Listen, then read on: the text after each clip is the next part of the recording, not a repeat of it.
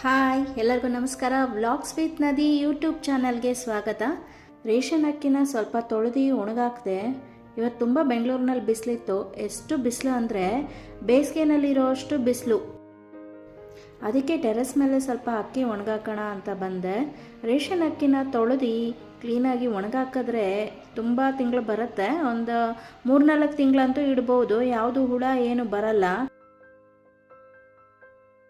2 hours later. ಹಾಗೆ 1-2 ಗಂಟೆ ಬಿಟ್ಟು ಎಲ್ಲ ಮನೆ ಕೆಲಸ ಎಲ್ಲ ಮುಗಿಸ್ಕೊಂಡು ನಾನು ಜಿಮ್ಮಿಗೆ ಬಂದಿದ್ದೆ. ಸ್ವಲ್ಪ ಯಾಕೋ ಬಿಸಿಲು ಕಮ್ಮಿಯಾಗಿ ಮೋಡ ಆದಂಗೆ ಆಯಿತು. ಅದಕ್ಕೆ ಬಂದು ಅಕ್ಕಿ ತೊಗೊಂಡು ಹೋಗ್ಬಿಡೋಣ ಅಂತ ಅಂದ್ಕೊಂಡೆ. ನೋಡಿ ನಾನು ಹಿಂದ್ಗಡೆ ಎಷ್ಟು ಕಪ್ಪಾಗಿದೆ ಮೋಡ. ಇವತ್ತು ತುಂಬ ಮಳೆ ಬರುತ್ತೆ ಅನಿಸುತ್ತೆ. ಬೆಳಗ್ಗೆ ತುಂಬ ಅಂದರೆ ತುಂಬ ಬಿಸಿಲಿತ್ತು. ನೋಡಿ ಅಕ್ಕಿ ಎಷ್ಟು ಬೇಗ ಒಣಗೋಗ್ಬಿಟ್ಟಿದೆ. 2 ದಿನ ಒಣಗಾಕೋದು ಒಂದೇ ದಿನದಲ್ಲಿ ಒಣಗೋಗ್ಬಿಟ್ಟಿದೆ, ಅಷ್ಟೊಂದು ಬಿಸಿಲಿತ್ತು.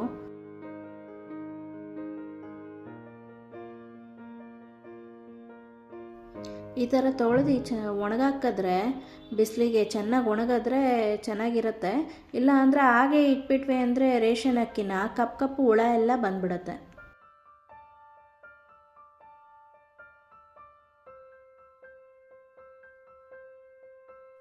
ಹಾಗೆ ಒಣಗಿಸ್ಬಿಟ್ಟು ಬಾಕ್ಸಿಗೆ ಹಾಕಿ ಇಟ್ಕೊಂಡಾಗ 1-2 ಪಲಾವಿನ ಎಲೆ ಹಾಕಿಟ್ರೆ ಮತ್ತೆ ಹುಳ ಯಾವುದು ಬರಲ್ಲ. ತುಂಬ ಚೆನ್ನಾಗಿರುತ್ತೆ ಅಕ್ಕಿ.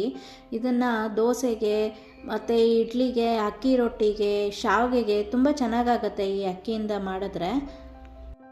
ತಕ್ಷಣ ತೊಳ್ಕೊಂಡು ಕ್ಲೀನ್ ಮಾಡ್ಕೊಳೋದ್ಕಿಂತ ಈ ಥರ ಒಂದ್ಸರಿ ಮಾಡಿ ಇಟ್ಕೊಂಡ್ರೆ ನಮಗೆ ಟೈಮ್ ಉಳಿಯುತ್ತೆ. ನಮಗಿಲ್ಲಿ ಸೊಸೈಟಿ ಅಕ್ಕಿ ಎಲ್ಲ ಸಿಗಲ್ಲ. ನಾನು ಪಕ್ಕದ ಮನೆಯವರಿಂದ ತೊಗೊಂಡಿದ್ದೀನಿ. ಹೀಗೆ 2-3 ತಿಂಗಳಿಗೆ ಒಂದ್ಸರಿ ತೊಗೊಂಡು ನಾನು ಕ್ಲೀನ್ ಮಾಡಿ ಇಟ್ಕೊತೀನಿ.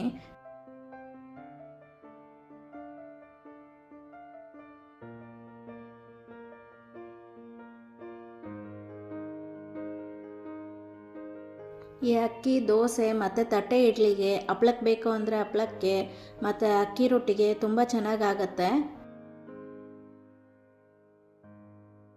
ಒಂದ್ಸರಿ ಹಿಟ್ಟು ಮಾಡಿಸಿ ಇಟ್ಕೊಂಡ್ರೆ ತುಂಬ ತಿಂಗಳು ಬರುತ್ತೆ. ಅಕ್ಕಿ ರೊಟ್ಟಿ ತುಂಬ ಚೆನ್ನಾಗಾಗತ್ತೆ ಈ ಅಕ್ಕಿಯಿಂದ. ಮತ್ತು ಶಾವಿಗೆ ಮಾಡಬೇಕು ಅಂದರೆ ಶಾವಿಗೆ ಕಾಯಲ್ಲೂ ಮಾಡಿದಾಗ ಬೇಕಾಗತ್ತೆ. ಚೆನ್ನಾಗಿರುತ್ತೆ ಇದು ಅಕ್ಕಿ ಹಿಟ್ಟು ಮಾಡಿಸಿ ಇಟ್ಕೊಂಡ್ರೂ.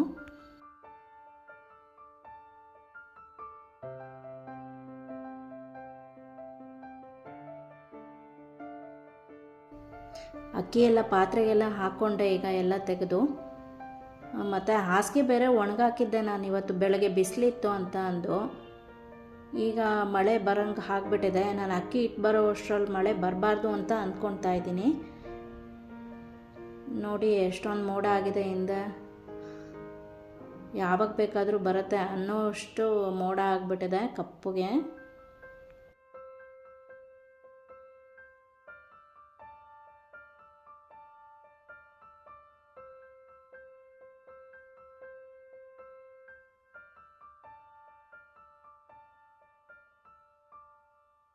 ಹಾಸಿಗೆ ತೊಗೊಂಡು ಹೋದೆ. ಟೆರಸ್ ಲಾಕ್ ಮಾಡ್ಕೊಂಡು ಹೋಗಬೇಕು. ತುಂಬ ಮಳೆ ಬರೋಂಗೆ ಆಗಿದೆ. ಮತ್ತು ನಾನು ಈ ಅಕ್ಕಿ ತೊಳೆದಿದ್ದ ನೀರನ್ನು ಇಟ್ಕೊಂಡಿದ್ದೆ ಗಿಡಗಳಿಗೆ ಹಾಕೋಣ ಅಂತ. ಇವತ್ತು ನೋಡಿದ್ರೆ ಮಳೆ ಬಂದುಬಿಡ್ತು. ತುಂಬ ಮಳೆ ಬಂತು. ಕೆಳಗಡೆ ಹೋಗಿ ಸೋನನ ಕರ್ಕೊಂಡು ಬರೋಕ್ಕೆ ಹೋಗೋಣ ಅಂದ್ಕೊಂಡೆ. ತುಂಬ ಮಳೆ ಬರ್ತಾಯಿತ್ತು. ಒಂದು ಅರ್ಧ ಗಂಟೆ ಅಷ್ಟೇ ಮಳೆ ಬಂದಿದ್ದು. ಆಗಲೇ ಮತ್ತೆ ಸ್ವಲ್ಪ ಬಿಸಿಲು ಬಂದುಬಿಡ್ತು. ಆದರೂ ಕಪ್ಪು ಮೋಡ ತುಂಬ ಆಗಿಬಿಟ್ಟಿದೆ. ಎಷ್ಟು ಕಪ್ಪಗಾಗಿದೆ ಅಂದರೆ ಎಷ್ಟು ಮಳೆ ಬರುತ್ತೋ ಅನ್ನಂಗಾಗಿದೆ. ಬೆಂಗಳೂರು ವೆದರ್ ಹೇಗಿದೆ ಅಂತ ಅಂದರೆ ಬೆಳಗ್ಗೆ ಉರಿತಾ ಇತ್ತು ಬಿಸಿಲು. ಮಧ್ಯಾಹ್ನ ಒಂದು 3:30-4 ಗಂಟೆ ಅಷ್ಟೊತ್ತಿಗೆ ಮಳೆ ಅಂದರೆ ಮಳೆ. ಇನ್ನು ರಾತ್ರಿ ಏನು ಕತೆನೋ. ನಾನು ಇವತ್ತು ರಾತ್ರಿ ಊಟಕ್ಕೆ ಚಿಕನ್ ಗೀ ರೋಸ್ಟ್ ಮಾಡೋಣ ಅಂತ ಇದ್ದೀನಿ. ಇದ್ರ ಜೊತೆಗೆ ಚಪಾತಿ ಮಾಡೋದೋ ಮುದ್ದೆ ಮಾಡೋದೋ ನೋಡಬೇಕು. ಮೊದಲಿಗೆ ಈ ಚಿಕನ್ನ 2-3 ಸರಿ ಚೆನ್ನಾಗಿ ತೊಳ್ಕೊಬೇಕು.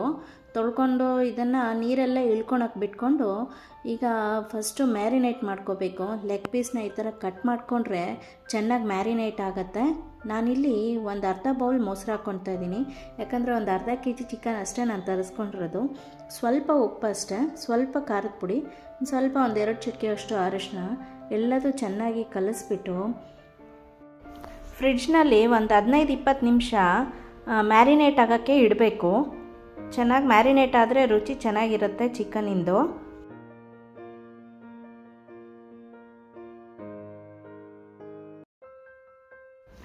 ಚಿಕನ್ ಗೀ ರೋಸ್ಟ್ ತುಂಬ ಚೆನ್ನಾಗಿರುತ್ತೆ, ರುಚಿಯಾಗಿರುತ್ತೆ. ಇದಕ್ಕೆ ನೀರು ದೋಸೆ ಇಲ್ಲ ಗೀ ರೈಸು, ಚಪಾತಿ, ದೋಸೆಗೆ ತುಂಬ ಚೆನ್ನಾಗಾಗತ್ತೆ ಇದು ತುಂಬ ರುಚಿಯಾಗಿರುತ್ತೆ ಇದು ತಿನ್ನೋದಕ್ಕೆ. ಹಾಗೆ ನಾನಿಲ್ಲಿ ಮಸಾಲೆಗೆ ಏನು ಬೇಕು ಅಂತ ತೋರಿಸ್ತೀನಿ. ನಾನೊಂದು 5 ಬ್ಯಾಡಗಿ ಮೆಣಸಿನ್ಕಾಯಿ ತೊಗೊಂಡಿದ್ದೀನಿ ಮತ್ತು 5 ಗುಂಟೂರು ಮೆಣಸಿನ್ಕಾಯಿ ತೊಗೊಂಡಿದ್ದೀನಿ ಖಾರಕ್ಕೆ, ಒಂದು ಬಣ್ಣಕ್ಕೆ ಮತ್ತು ಇನ್ನೊಂದು ಖಾರಕ್ಕೆ.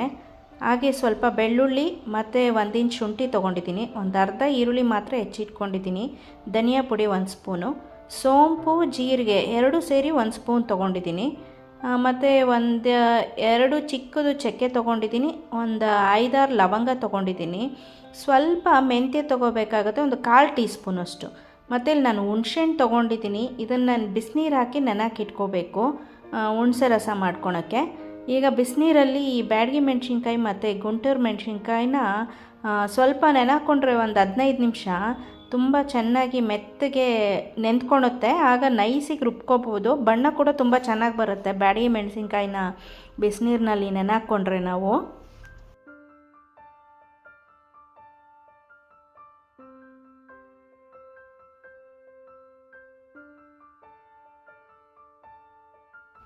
ತುಂಬ ಕುದಿಯೋ ನೀರಿಗೆಲ್ಲ ಹಾಕೋದೇನು ಬೇಡ, ಸ್ವಲ್ಪ ಬಿಸಿ ಆದರೆ ಸಾಕು, ನೈಸ್ ಆಗುತ್ತೆ. ಮತ್ತು ನಾನಿಲ್ಲಿ ಮಸಾಲೆನ ಹುರ್ಕೊಳ್ತಾ ಇದ್ದೀನಿ. ಮೊದಲಿಗೆ ನಾನು ಇಲ್ಲಿ ಜೀರಿಗೆ ಮತ್ತು ಸೋಂಪು ತೊಗೊಂಡಿದ್ನಲ್ಲ 1 ಸ್ಪೂನು, ಅದನ್ನು ಹುರ್ಕೊಳ್ತಾ ಇದ್ದೀನಿ. ಇದು ಅಷ್ಟೇ, ತುಂಬ ಸೀದೋಗೋ ಥರ ಏನು ಹುರ್ಕೊಳೋದು ಬೇಡ, ಸ್ವಲ್ಪ ಒಂಚೂರು ಬಣ್ಣ ಚೇಂಜ್ ಆದರೆ ಸಾಕು. ಮತ್ತು ನಾನಿಲ್ಲಿ ಮೆಂತ್ಯ ಇಟ್ಕೊಂಡಿದ್ನಲ್ಲ, ಅದು ಮೆಂತ್ಯ ಹಾಕ್ಕೊಂಡೆ, ಹುರ್ಕೊಂಡೆ. ಹಾಗೆ ಚಕ್ಕೆ ಲವಂಗ ಹುರ್ಕೊಳ್ತಾ ಇದ್ದೀನಿ. ಎಲ್ಲದೂ ಸ್ವಲ್ಪ ಬಿಸಿ ಆದರೆ ಸಾಕು, ಜಾಸ್ತಿ ಏನು ಹುರ್ಕೊಳೋದು ಬೇಡ. ಇಲ್ಲಿ ನೋಡಿ, ಆ ಹುರ್ಕೊಂಡಿದ್ದ ಮಸಾಲೆನೆಲ್ಲ ನಾನು ಮಿಕ್ಸಿ ಜಾರಿಗೆ ಹಾಕ್ಕೊಳ್ತಾ ಇದ್ದೀನಿ. ಬೆಳ್ಳುಳ್ಳಿ, ಶುಂಠಿ ಮತ್ತು ಹುಣಸೆ ರಸ ಬೇಕಾದರೆ ಕಿವುಚಿ ಹಾಕ್ಕೋಬೋದು, ಇಲ್ಲಾಂದರೆ ನೀವು ಹುಣಸೆ ಎಣ್ಣೆ ಬೇಕಾದರೆ ಹಾಕ್ಕೋಬೋದು. ಹಾಗೆ ನಾನು ಒಣಮೆಣ್ಸಿನ್ಕಾಯಿ ನೀರಲ್ಲಿ ಇಟ್ಕೊಂಡಿದ್ನಲ್ಲ, ಅದನ್ನು ಹಾಕ್ಕೊಂಡಿದ್ದೀನಿ. ಎಲ್ಲ ರುಬ್ಕೊಂಡು ಬಂದೆ. ಗೀ ರೋಸ್ಟ್, ಹೆಸರು ಹೇಳ್ದಂಗೆ ಗೀ ಬೇಕು, ಇದಕ್ಕೆ ಜಾಸ್ತಿ ತುಪ್ಪ ಬೇಕು. ಹಾಗಾಗಿ ನಾನು ಇದು 1 ಚಮಚ ತುಪ್ಪ ತೊಗೊಂಡಿದ್ದೀನಿ ನೋಡಿ. ತುಪ್ಪ ಸ್ವಲ್ಪ ಬಿಸಿ ಆದಮೇಲೆ ಸ್ವಲ್ಪ ಕರಿಬೇವು ಹಾಕ್ಕೋಬೇಕಾಗತ್ತೆ. ಮತ್ತು ನಾನು ಅರ್ಧ ಈರುಳ್ಳಿ ಹೆಚ್ಕೊಂಡಿದ್ನಲ್ಲ, ಅದನ್ನು ಹಾಕಬೇಕಾಗತ್ತೆ. ಜಾಸ್ತಿ ಈರುಳ್ಳಿ ಹಾಕಿದ್ರೆ ಗೀ ರೋಸ್ಟು ತುಂಬ ಸಿಹಿ ಬರುತ್ತೆ. ಮತ್ತು ಕೆಲವರು ಗೀ ರೋಸ್ಟಿಗೆ ಬೆಲ್ಲ ಕೂಡ ಹಾಕ್ತಾರೆ, ಆದರೆ ನಾನಿಲ್ಲಿ ಬೆಲ್ಲ ಸೇರಿಸ್ತಾ ಇಲ್ಲ. ನಾನಿಲ್ಲಿ ಮ್ಯಾರಿನೇಟ್ ಆಗೋಕ್ಕೆ ಇಟ್ಟಿದ್ನಲ್ಲ ಚಿಕನ್ನ ಫ್ರಿಡ್ಜ್ನಲ್ಲಿ, ಒಂದು 20 ನಿಮಿಷ ಆಗಿತ್ತು. ಸೊ ನಾನು ಅದನ್ನು ಈಗ ತುಪ್ಪದಲ್ಲಿ ಸ್ವಲ್ಪ ಫ್ರೈ ಮಾಡ್ಕೊಳ್ತಾ ಇದ್ದೀನಿ. ಒಂದು 2-3 ನಿಮಿಷ ಮಾಡಿಕೊಂಡ್ರೆ ಸಾಕು. ಮತ್ತು ಮಸಾಲೆ ರುಬ್ಕೊಂಡು ಇಟ್ಕೊಂಡಿದ್ದನ್ನ ಅದನ್ನು ಹಾಕ್ತಾ ಇದ್ದೀನಿ ನಾನು, ತುಂಬ ಗಟ್ಟಿಗೆ ರುಬ್ಕೊಂಡಿದ್ದೆ. ಹೀಗೆ ಎಲ್ಲ ಮಸಾಲೆ ಹಾಕಿ ಒಂದು ಸರಿ ತಿರುಗಿಸ್ಕೋಬೇಕಾಗತ್ತೆ ಪೂರ್ತಿ.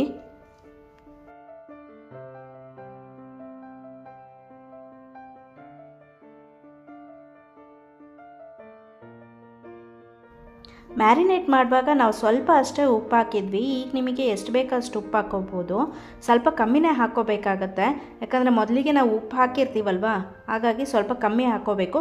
ಕಮ್ಮಿ ಆದರೆ ಉಪ್ಪನ್ನ ಮತ್ತೆ ಹಾಕ್ಕೋಬೋದು, ಆದರೆ ಜಾಸ್ತಿ ಆದರೆ ಕಡಿಮೆ ಮಾಡ್ಕೊಳೋದಕ್ಕಾಗಲ್ಲ. 15 minutes later. 1/4 ಗಂಟೆ ಆದಮೇಲೆ ಸ್ವಲ್ಪ ತಿರುಗಿಸಿ ಮುಚ್ಚಿಟ್ಟಿದ್ದೆ. ಸಿಮ್ನಲ್ಲೇ ಇರಬೇಕು, ಜೋರು ಉರಿ ಮಾಡ್ಕೋಬಾರ್ದು. ಸಣ್ಣ ಉರಿಲೇ ಯಾವುದೇ ಒಂದು ನಾನ್ ವೆಜ್ ಆಗಲಿ ತರಕಾರಿ ಆಗಲಿ ಸಣ್ಣ ಉರಿಲೇ ಬೇಯಿಸ್ಕೊಂಡ್ರೆ ತುಂಬ ಚೆನ್ನಾಗಿ ಹದವಾಗಿ ಬೆಂದಿರುತ್ತೆ. ನೋಡಿ, ಈ ಥರ ಗೀ ರೋಸ್ಟು ಈ ಥರ ತುಪ್ಪ ಎಲ್ಲ ಬಿಟ್ಕೋಬೇಕು, ಆವಾಗಲೇ ಪರ್ಫೆಕ್ಟಾಗಿ ಆಗಿದೆ ಅಂತ. ಇಲ್ಲಿ ನಂದು ಫೋಟೋಶೂಟ್ ಬೇರೆ ನಡೀತಾ ಇದೆ. ಇವತ್ತಿನ ವ್ಲಾಗ್ ಹೇಗಿತ್ತು ಅಂತ ಕಮೆಂಟ್ ಮಾಡಿ, ಲೈಕ್, ಶೇರ್ ಮತ್ತು ಸಬ್ಸ್ಕ್ರೈಬ್ ಮಾಡಿ. ಧನ್ಯವಾದಗಳು.